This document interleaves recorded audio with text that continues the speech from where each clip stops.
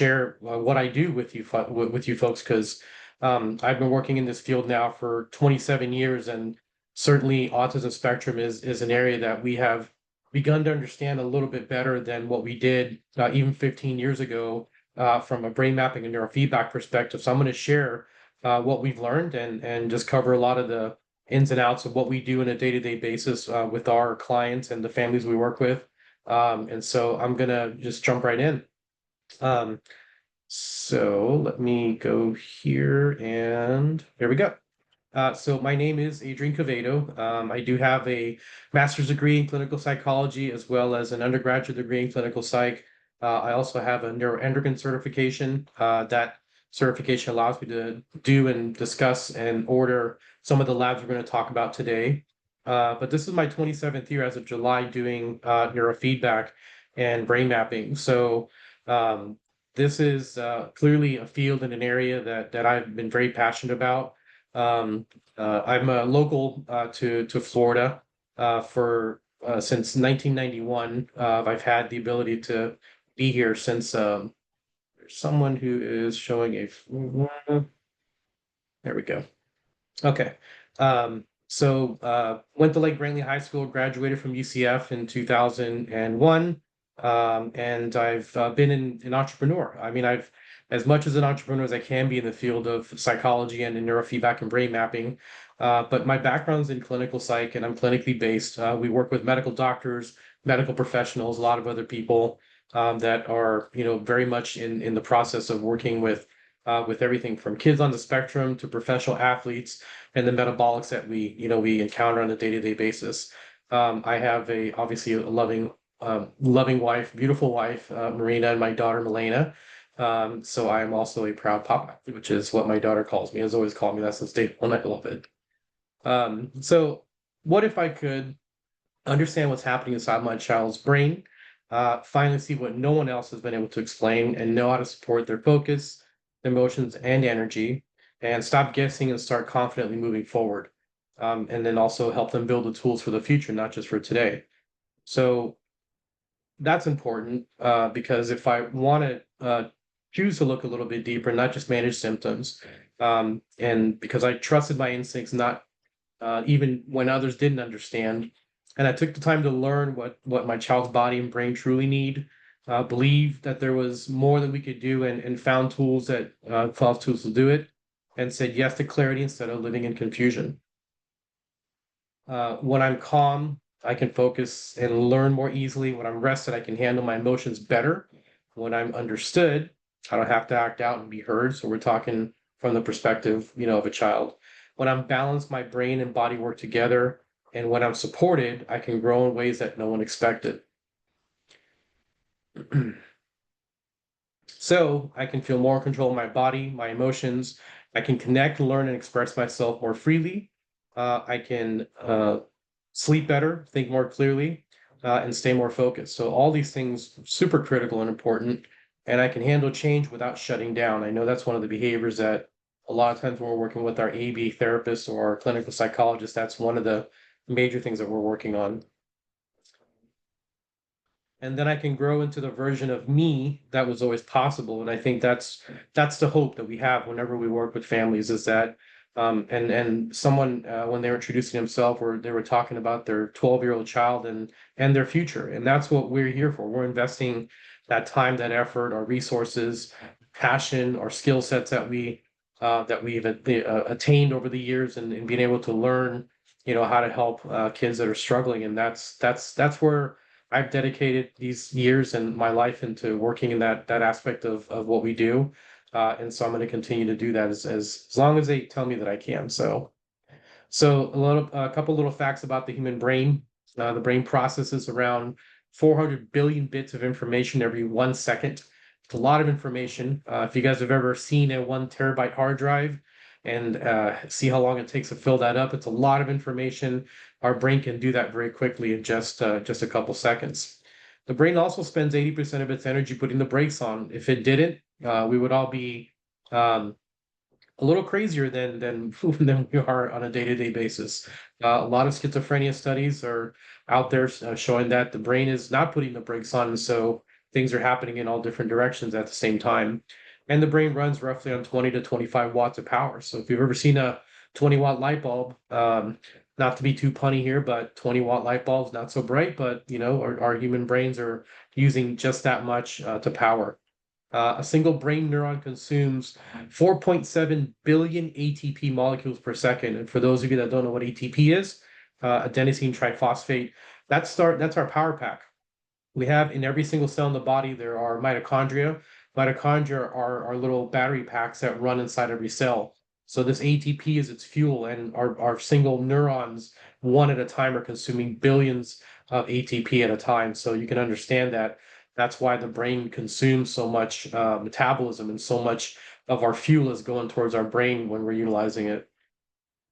So what if we could show you how your brain's working functionally? And that's what we're going to do. We do a brain map. The brain map is a functional assessment of the brain. It looks at individual areas. It's not a diagnosis, it's a functional assessment. And then what if we could teach that brain to function differently? And that's the neurofeedback, which we'll talk about. Neurofeedback essentially is brainwave biofeedback. So this brain mapping and neurofeedback combination are what we specialize in. And we do that, been doing that for quite a long time. We have a great group of people that we work with on a day-to-day basis that are very passionate about it. And so we always tell people after our initial intake, are you ready? Because this is a big kickoff to a lot of changes that are gonna come as we're going through this process. So today's journey is a simple path to understanding. So today I'll show you how you can optimize brain activity by looking at key factors that are obstacles to optimal brain function. And that's important because if we're missing pieces and things aren't operating correctly, I use a lot of car analogies when I'm doing the brain map reports. And so I use cars. Most people drive cars. So the example I like to use is if you have a perfectly well-oiled engine and you have a very clean gas tank with the best gas that money can buy, but if the gasoline lines are not connected to those engines, then it doesn't matter how good the engine is if we're not getting gas to it. So these key optimizing features that we're going to discuss, and these obstacles are just that. We're going to check the lines and make sure that everything is functioning correctly. So that's what we do. So the overview for today is we're going to talk about 5 different things that we do in the steps. First is the brain mapping. We're going to see see how the brain's functioning. Step 2, we can discuss and talk about functional lab testing. And then after that, we'll do a personalized report connecting all the dots.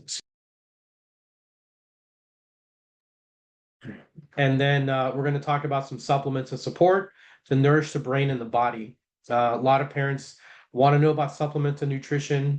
We do a lot of that in our clinics, mainly because we know that there's a lot of information out there about nutrition. We're focusing on metabolic nutrition. So it's a little bit different than just your average nutrition because we dive deep into the nutritional pathways from the time that the food goes into your mouth, gets into your stomach. We're tracing all of the different pathways that lead to the brain to understand if the food that you're even consuming is making and being turned into the fuel that it needs to become active in the brain. And then step 5, which is the neurofeedback, which is training the brain for better function. So each step builds on the last. So we're not guessing. This is, again, very much in line with the functional, model of medicine, which is looking at not diagnoses and not symptomology, but the functionality of the particular parts of the brain, the particular parts of the gut that are involved with regulating nutrition, up-regulating nutrition, down-regulating, converting, all those things those are the things we're looking at. So what is a brain map? So brain map is non-invasive scan that reads brainwave activity. Very simply, we put a cap on the head that has sensors. Sensors listen to brain activity. They show different functioning areas of the brain and how they're correlating and how they're relaying information to and from other areas. So this helps us identify key imbalances with things like being focused, calmness, and processing. And we use it as a guide to personalize a support plan. Lot of people in the field of neurofeedback that I've come across over the years have skipped over the brain map piece, which I think is a huge clinical mistake, personally speaking. People buy little gadgets that you can use that are neurofeedback-based gadgets that you can utilize, but problem with some of these gadgets is that you don't know what frequencies are being trained up or down, and the brain map is going to tell us which parts of the brain are producing too much or not enough of any of these frequencies that are creating the problem. So why not have a GPS, to guide your path and get your starting point often in the right place, versus just jumping right in? It's a little scary for us to see that happen.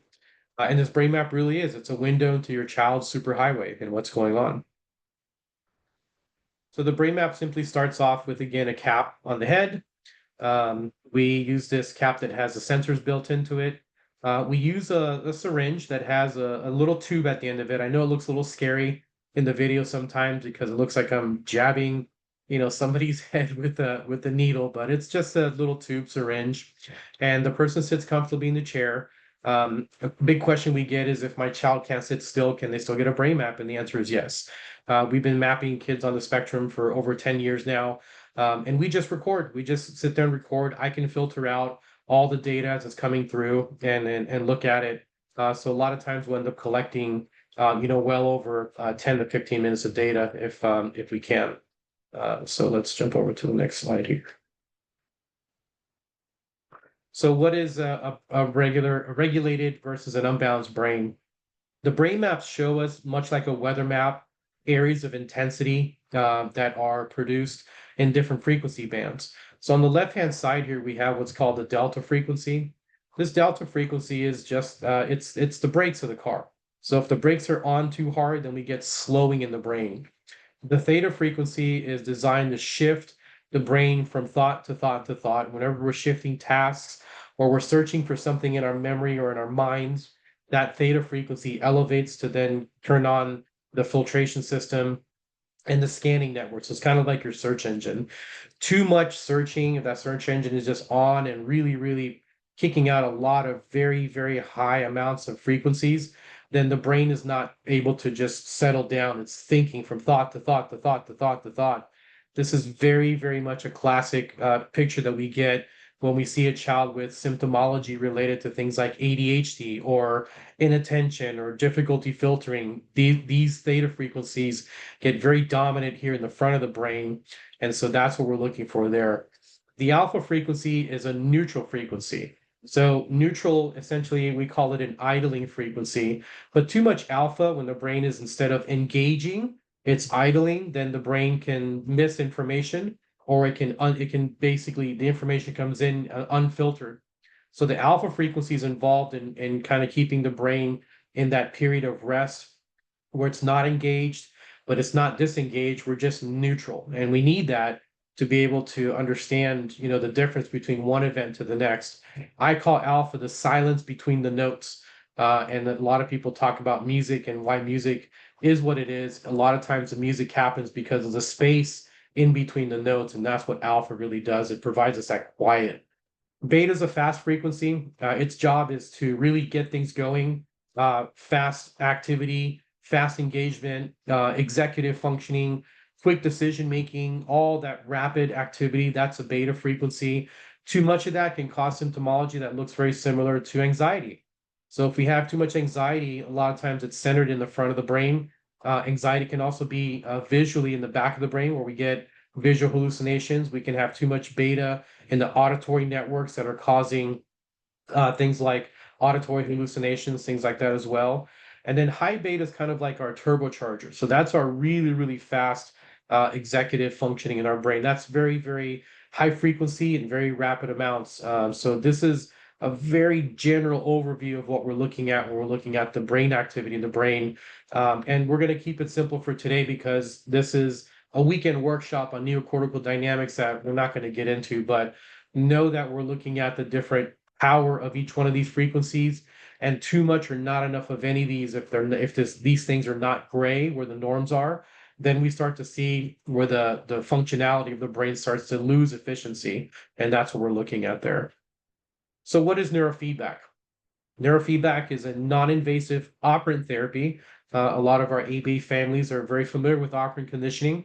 Operant conditioning is simply pairing stimulus and response. So a lot of times when we're looking at, again, car analogies, when you get in your car and you drive off without buckling your seatbelt, the car will ding at you and make a little bell noise until you buckle your seatbelt. So what you've been operantly conditioned by the car companies to do is, in order to avoid that dinging sound or to get rid of it, you produce a behavior which is buckling your seatbelt. Neurofeedback is the same way. So your child will watch a movie while the system gives real-time feedback, and that reinforces healthy brainwave patterns through repetition. It's often used to support focus, calmness, sleep, and emotional regulation. So in neurofeedback, we call it PT for the brain. And I'm going to show you guys a little example of how the neurofeedback works. So simply, you'll sit in front of a computer monitor and you'll watch a movie. The sensors are not the cap again, so we're putting just some very simple little sensors with the paste. The paste does stick. It's kind of like a consistent consistency of wax. It's a little hard to see on Zoom because Zoom isn't real time, but you can kind of see that the video will start to get darker in certain parts. It gets brighter and then darker in other parts. When that darkness happens, that's the operant condition. The brain will try to avoid the darkness on the screen by producing the correct brainwave patterns. And so if we ask the brain to produce less delta, whenever the brain reduces delta, then the screen brightens and the movie can be shown. If the brain is producing too much delta, then what happens is that the screen will get dark and the brain will receive a negative reward for that. So basically, we're punishing the brain for producing too much or not enough of the right frequency, and then we're rewarding it with a bright screen. So that repetition over time, as the brain learns how to control the brightness on the screen, that reinforcement is what ends up taking over, and we see the symptomology change over time. The next part of what we do as we're going through the neurofeedback process, once the person has taken the system home with them, our program is an in-home program, we move into the lab phase. So while they're doing neurofeedback at home, we'll order labs after we've had a very profound, deep conversation. These labs are completely optional to our program. They are add-ons, they're not requirements, but a lot of times families that have gone through some functional lab work, they've already had neurotransmitter tests, they may have already had organic acid tests, they may have done the DNA methylation test because we know now the MTHFR gene is something that is very being scrutinized a lot in autism spectrum because of the issue with methylation of folate and folic acid, which is an artificial man-made nutrient that's in a lot of foods. And so if you're not able to convert that the folic acid or the folate into methylfolate, methylfolate is involved with hundreds of chemical chain reactions. So it's very critical and important that that particular nutrient gets converted. So think of methylation as taking oil and converting it over into gasoline. So that refinement process that happens between being an oil to a gasoline is what methylation is to the body. We can also do food sensitivity panels and then also environmental toxicology, because again, there's more evidence coming out in some of the literature we're seeing about kids that are on the spectrum tend to be poor excretors of toxicity, or they've accumulated heavy metals, environmental toxins, things like that. So we want to kind of get a good look and see what the whole body's experiencing, because that brain lives in that environment. So we want to understand what's going on there. We want to understand what's happening with the bacteria. Good bacteria, very beneficial. The human gut microbiome is very diverse. There's good bacteria, there's bad bacteria. So this bacteria communicates directly through the vagus nerve that runs out of the spine at the base of the brain. And studies show that individuals with out of balance microbes have a 40% higher chance of developing cognitive impairments. So they say you are what you eat. And in this case, it is very, very true. Bad diets tend to produce not enough of the good beneficial bacteria that are involved with making things like serotonin and GABA and epinephrine and norepinephrine. These are neurochemicals you may have heard of. And these are how the brain operates. So the brain's an electrochemical organ. We have to know what's going on, not just on the chemical side, but like we do on the electrical side with the brain map, we have to have a somewhat of an understanding what's going on chemically. And then 90% of the body's serotonin, which is our feel good, calm, a lot of antidepressants are based around SSRIs or serotonin secondary reuptake inhibitors. Serotonin, 90% of it's made in the gut. So if your gut's out of balance, you're going to be depressed. And there's a lot of studies now. I'm a firm believer that everybody with a mental health degree should have some very, very basic nutrition understandings, because we have a lot of families that are going through depression, a lot of kids that are struggling with school, having ADD, and a lot of this stuff is food related as well too. So you can't ignore those things. DNA methylation pathways we talked about briefly. These have been linked to cognitive decline, memory impairment, and neurodegeneration. Imbalances can disrupt gene expression. Abnormal methylation of the example of the BDNF gene is associated with 30% risk of cognitive impairment, and that's just from one gene. So we can do a DNA panel. We look at the methylation genes. There's 33 that we look at in our test. And that's something that we can do as well if families are interested in learning about that. The neurotransmitters are also one of the things that we look at. By the way, all of our tests, we don't do blood draws, so we're not poking your kids. We're not taking blood. We're using urine, saliva, uh, or um, or stool if we're doing a stool analysis. But everything is urine and then saliva for if we're looking at cortisol levels or DNA, we're doing vocal swabs or cheek swabs. So the neurotransmitters, low dopamine activity in the prefrontal cortex is the front of our brain, the most advanced part of our brain. Why is that important? Because we believe a lot of our cognition, our personality lives in that prefrontal cortex, and that's linked to 40% of high risk impaired decision making and focus. So that low dopamine, which is our excitatory, feel good, pleasure, happiness, a lot of that comes from dopamine. And if there's issues in that prefrontal cortex, we know that there's impaired decision making. Serotonin is a key in mood regulation, stress resilience. So if we're struggling, we have a lot of stress. Serotonin is very critical to be at good levels in order to keep stress at bay and cognitive flexibility. So getting angry, getting frustrated, serotonin at very, very healthy levels helps keep us calm and keeps the peace. It allows us to get irritated but not get angry or mad. And then GABA. GABA is the most important of all the neurotransmitters, in my opinion. It's a primary inhibitory neurotransmitter. That means that it's the master neurotransmitter at calming the nervous system down.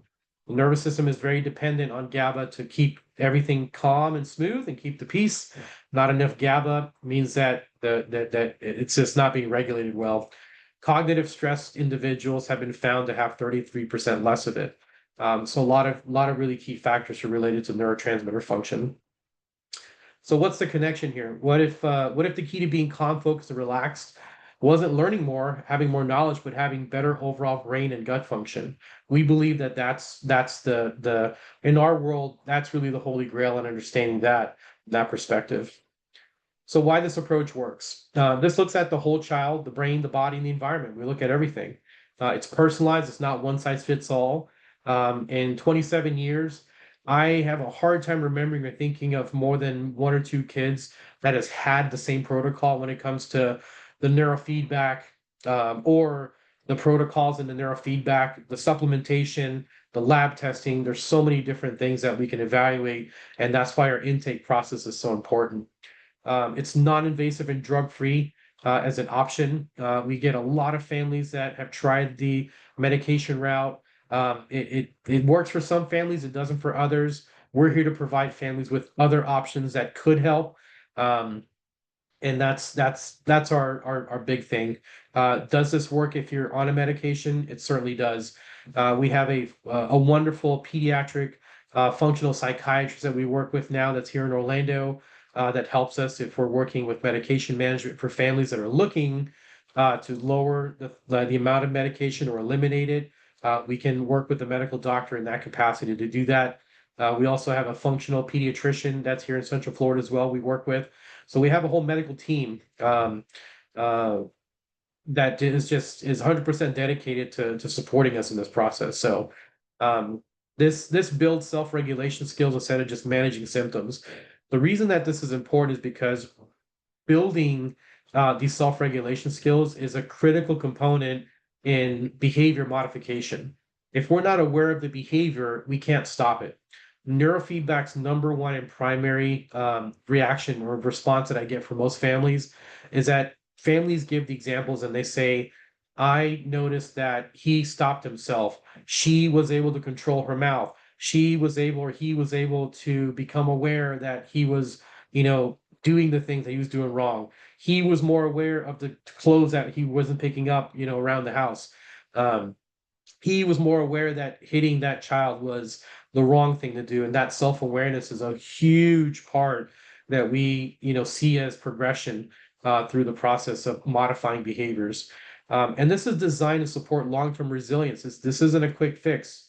This is not something that you're going to do for a couple times at home with a neurofeedback system, and your child's going to change overnight. This is takes a little bit of time. The reason is because the brain has to learn how to do this. We have to solidify the gains, and we have to repeat the process. And we'll get into, if the question comes up, we'll talk about that, how that works. So I'm going to leave this up for a couple seconds here. If anybody wants to scan that QR code. If not, you can take a screenshot on your phone and then use someone else's phone to connect. I'm also going to, because Terry asked me to, I'm going to copy and paste into the chat our contact form. And just so you guys can see it, because I know a lot of people are probably gonna want to do that. If you scan the QR code, you'll be taken to our website here. You'll put your name, your email address, your phone number, and how did you find us? In the drop down here, when you click on that drop down, you'll see a couple of different options. If you scroll closer to the bottom, you'll see UCF card. There's PALS there as well, or referral. But you'll just select UCF card. That way, I know that was from this presentation. And then you'd let us know what you're more interested in learning about: brain mapping, neurofeedback, organic acid testing, heavy metals. You can pick one. We're going to cover them all if you want to know all of them. So don't feel like if you don't pick one that you're interested in, it's not an option there that we're not going to discuss it. And then I was asked, let me go back to the slide presentation here so I can finish that part up. I can put this other slide back up here at the end. Here we go. These slides here I'll come back to because I usually use these for question and answer, because a lot of times questions fall under one of these pillars here. So I'll leave this up, and then Terry, I'm ready for questions. So Yeah. if anyone has any questions, I'd love to field them. Okay. Sorry about the echo. That's okay. So we have a question from somebody that asked about, can this be useful for somebody who has had a stroke? What can they do to function better? That's a great question. And I'll answer that question with a story, because this is probably one of the most impactful stories that I've ever told, and what really convinced me early on that I was doing the right thing in choosing neurofeedback as my career. I met a gentleman who had suffered a stroke in 2001. I met him in 2007. So what we know about strokes, or what we've been told about strokes, is that if you don't regain the function in the first 6 to 7 months, then it's gone. And so I had met him almost 7 years after he had had the stroke. And this was back when I was doing in-home sessions with families. So I would go to their homes. So they were here in Winter Springs, and I would come to them twice a week. Brain injuries are a little bit more involved. They're not short term. They require quite a bit of work because of the general damage that happens when you have a stroke. You have cellular death in the brain from not having enough oxygen. So you can imagine that this gentleman, he had a perforated carotid artery. So his carotid artery burst on the right side. So he had lost blood flow to the left side of his brain for almost 3 hours before they were able to, basically help him. After doing neurofeedback, he had lost 90 degrees of peripheral vision in each eye. He was not able to move the right side of his body, and his speech and language functioning were very confabulatory. He had a hard time speaking, hard time choosing words. He had apraxia, so he would confuse different things like he or she, or there or here. So he would mix those things up quite a bit. A year after finishing neurofeedback, I received a letter and a message from his wife, who was a pharmacist, licensed in 17 states. So she knew every drug on the planet that could help her husband. Had gone through all of them, and still, 7 years later, was still dealing with the stroke. And he had taken a picture of his driver's license, which he had revoked back when he lost a stroke, because he had lost 90 degrees of peripheral vision. State of Florida says you have to have 130 degrees continuous peripheral vision. And so after neurofeedback, he was able to go back and he had recovered. He had gone from 90 to 170 degrees peripheral vision. He was evaluated by several neuro-ophthalmologists who didn't believe neurofeedback worked. And then he was taken up to Shands at UF, tested there. And sure enough, his brain had recruited different parts to restore that peripheral vision. His language function had changed, his writing had changed. He was able to raise his arm about chest high and go across his body. And when we finished, he was relearning how to use his fingers. So does this work for people that have had strokes? The answer is I've seen it work. Yes, very, very happily I can report yes. But it does take a while. Some people, we've worked with that have had strokes with, with speech aphasia. They're looking at 100, 150 sessions of neurofeedback. So it's not something like what we would do for, a child who is on the spectrum. This is a traumatic brain injury. It's a near-death experience from having a stroke. So you can imagine the complexity of a stroke, not to minimize autism, but it's very different than cellular brain death from having a stroke. So to answer the question, I've seen some very amazing, almost miraculous things with neurofeedback and stroke injuries. Okay, that's great. Another question was, is this similar to a SPECT scan? So SPECT scans, I'm very familiar with Dr. Amen, who started, actually he started back, his career was actually started back doing neurofeedback. SPECT scans are a little bit different in the sense that they're nuclear medicine. So you are having to be sedated to an extent because you got to sit very still. And you are incorporating nuclear medicine, which requires injection of radioactive isotopes to be able to look at blood flow concentrations. I prefer not to do those. I've had the opportunity to work. We get referrals from this from the Amen Clinic. I don't know who at the Amen Clinic found me down south, South Florida, but I get a lot of referrals from them because they don't do the QEEGs, and sometimes families would like to get a functional assessment of brain activity without having the SPECT scan done. So the SPECT scan is again nuclear medicine. This is simply putting a cap on the head. The cap listens to the EEG or the brain waves that are coming through the scalp, collected at the sensor, kind of like an EKG. When you put sensors on the chest, you can hear the heartbeat, the electrical impulses. Same thing for an EEG on the brain. So non-invasive, no sedation required. We can take as much time as needed to record the data we need.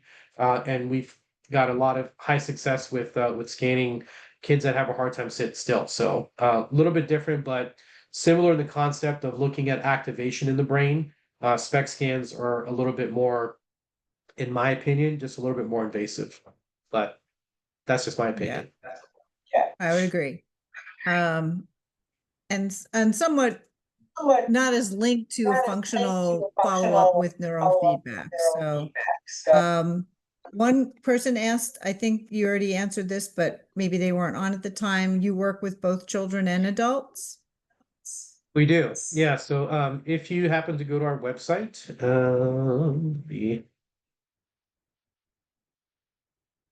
on our homepage, you're going to take a little journey with us, and it's going to start off with, am I here to help my child or here to help myself? And a lot of times when we do work with adults, we're dealing with anxiety, depression, stress. We have stressed out CEO dads, and we have stressed out, CEO dads at home and moms at home. So stress is stress is stress. Everyone has it. We all manage it differently. And our process is the same. We will do a brain map. We'll do the neurofeedback at home, and we'll look at functional lab testing as well too in the process. So a lot of parents and people are gonna ask about pricing and things like that. We have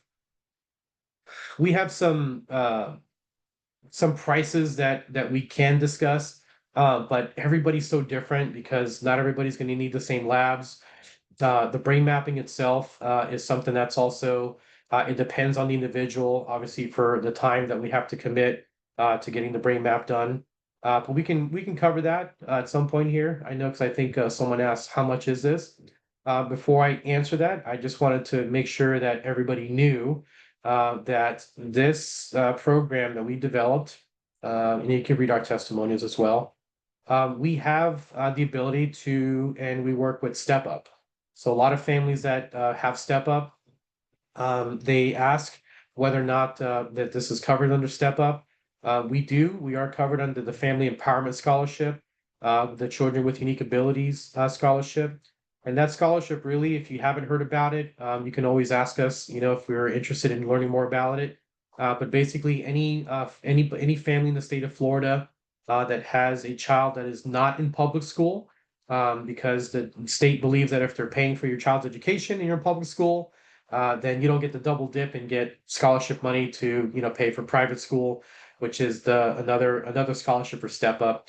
But if you're not in public school, you have a diagnosis of ADHD or autism spectrum or some other learning disorder, then you should qualify with a diagnosis. If you need a diagnosis, we have providers and people. Terry, maybe you can. You guys have tons of resources for providers and people that can help with that diagnosis as well. But if you have the diagnosis, then you qualify for that. Yeah, that's true. I want to share a story too, because back in the day, back in the day of FCAT, for those of you who are probably some of you are parents who had to take FCAT at this point, but I worked with one of the students in the College of Education, Dr. Nancy Agonagua, and she actually did her dissertation on neurofeedback for children with autism. And she used a device that was probably more primitive than what Adrian is talking about, to work with the kids to help them to train themselves to get into the right wavelength that was going to be helpful for them to be focused to start their writing for their FCAT prompts. So they were practicing for FCAT, and they were able to do something similar where the screen actually added colors. It was almost like a picture that was coloring itself. And when they got it all the way colored, that was where they knew they had to get to in order to start their writing. And it was very effective. She got very good data showing that these were third graders. This was FCAT, the FCAT time, and that they were able to improve their writing output and stay focused longer and start their writing quicker. They had a lot of, like at first during the baseline, they would just kind of be frozen there at the beginning and not be able to get into the writing. But after they had learned these biofeedback or neurofeedback procedures, they were able to start writing quicker and have longer output, which was really good for their scores. So I just wanted to share that I've seen that aspect of this whole protocol be very effective with children who are on the spectrum. I'm very familiar So, with that software. yeah, so I That's guess that then the other questions are really more again about the actual costs and things like that. And as Adrian said, it's not like you do it once and it works perfectly. It's a learning curve. It's a learning procedure after you get the brain map. So I don't know if you want to go into more detail on that. Somebody also asked, are you going to send us this recording?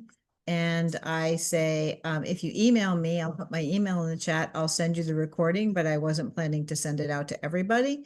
It's a little bit of an annoying process to send out recordings from our OneDrive. So if you'd like, I'll put my email in there, and then Adrian, you can talk a little more about costs. Yeah. So before I jump into the cost, I want to make sure everyone understands that we're an in-home program. The only time that you'd ever have to come to the clinic, and we're in Lake Mary, here in Central Florida, would be for the brain mapping part, and we budget an hour typically. If we know that we're going to be working with a child that has some sensory issues with, especially in the head or being contacted or touch, or they're sensitive to that, we will budget a couple of hours if needed. Thankfully, we've been able to work with most families and get a very clean recording of a brain map. I would say in 27 years, I've had maybe two kids that I was not able to get a brain map on, but these were older kids on the spectrum in their early 20s, and they were very strong and very good at just pulling it off their heads. So we're not going to restrain anybody, obviously, but we do have parents, sit with the kids and they can hold them, have a blanket or have them sit in their lap and hold them. Sometimes the kids like a little bit of pressure just to be held to soothe them, and then they can wear the cap. So our program, besides coming into the office, is an in-home based program. Um, Reason we did that is because oddly enough, when we're going through COVID, we discovered that a lot of families still wanted to do the neurofeedback, but really had a tough time getting, the CDC and the offices were mandated to close the offices. So we were able to get equipment and have it sent to the families to be able to do it at home. So that was really nice. We were able to do that. So you pick up your system, do the neurofeedback, and then we track the progress throughout. So our program is essentially a 4-week program in home where you do the sessions on a day-to-day basis. You can do it twice a day, every day, if you're able to do that. We do encourage to try to get at least 20 to 30 sessions in. That number, if you wanted to kind of ballpark, because I can't give you exact numbers on the price, because again, everybody's different, but you can figure out for the most part if you were to go and shop around for neurofeedback cost, the national average for a neurofeedback session is about $150 a session. And that's from somebody who's been very well trained, knows what they're doing. If I was to have to do neurofeedback with somebody else, I'd be looking for someone that has been doing it for no less than 10 years. I mean, I know that sounds steep because I've been doing it for 27. So we're talking about somebody who's been doing it less than half the time I have is going to charge around $150. We don't charge 150. And when we had an in-office program, we did charge around $135 a session. So if you're looking at about 30 sessions, that's roughly around the $3,000 mark. For that, for the home program, we're right under that. And the reason we did that is because we wanted to make sure that it was still manageable for families. We do have for the family, if someone had asked because their child is in public school, what's the out-of-pocket cost? We can discuss that because we have financing options where you could do 0 down and do 15 months, 0 interest for that time frame. It's a program that we have with Discover Card through the Discover Health program. It's through a company that we work with that negotiated a rate with Discover Card, and it's a real 0 interest for 15 months. So it's affordable if it's something that you want to do. You can also use your HSA as well because we are a clinic. So if you wanted to use your health savings account, you could use it to pay for that as well. And what you'll get essentially is you'll get a cap that so you know where to place the sensor. So it's color coded. You're going to get a case that has the equipment in it. You're going to get an amplifier with the gels to paste the wires, and we'll also provide you with a laptop. We can direct remote into the computer as well too, and we do weekly Zoom meetings for that. So that allows you to basically train in the comfort of your own home, fits in the busy schedules, no weekly office visits. It works for children, teens, and adults. And then it pairs with functional lab testing for deeper results, and is supported by experienced professionals. We have testimonials from I think 10 or 15 different providers here in Central Florida that endorse us, that refer to us, and we have worked with dozens of their clients individually with this home program for the last 3 years.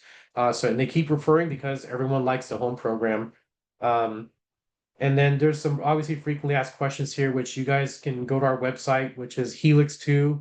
That's HEALIX, the number 2.com. And you can go and just travel around the website. But for people that are again looking for the step up funds, we do have the brain mapping piece, which is a separate service that's covered as a computerized cognitive assessment that we utilize. We have an ABA therapist on staff, so we've designed the program to submit it to Step Up so that it's actually in line with ABA therapy guidelines and regulations. So that way we can use Step Up.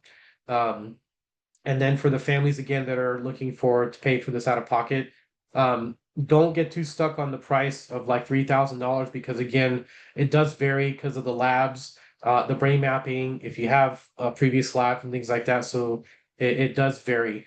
So I don't want to scare anybody with that because I know that sounds like a lot, but we did look back and we did do some homework on medication, and we saw there was a study the CDC put out that said that if you take a child from the age of 4 to 18 and medicate them with just one drug, you're looking at direct and indirect expenses out of pocket are roughly $36,000. So we're a tenth of the cost, and we create permanent changes and effects, not something that's just masking over the symptomology over and over again. Which I'm sorry if there's a pharmacist or a psychiatrist in the audience, but we love psychiatrists and pharmacists because they save a lot of people's lives. We're just trying to provide parents with a different solution that they may want to try. Well, I don't see any other questions, but if anybody has questions, they've got your contact information here, can go through the website. So I just want to say thank you for making the time on the holiday to talk to us. And then if everybody is done with their questions, I'm going to let you all get back to your lives. And please feel free to reach out to Adrian for more information, and have a great night. Thanks, Harry. Thank you. All right. There you are. Very good. That was Okay, super have a good night, Adrian. Thanks, Terry. Have a good one. Thank you.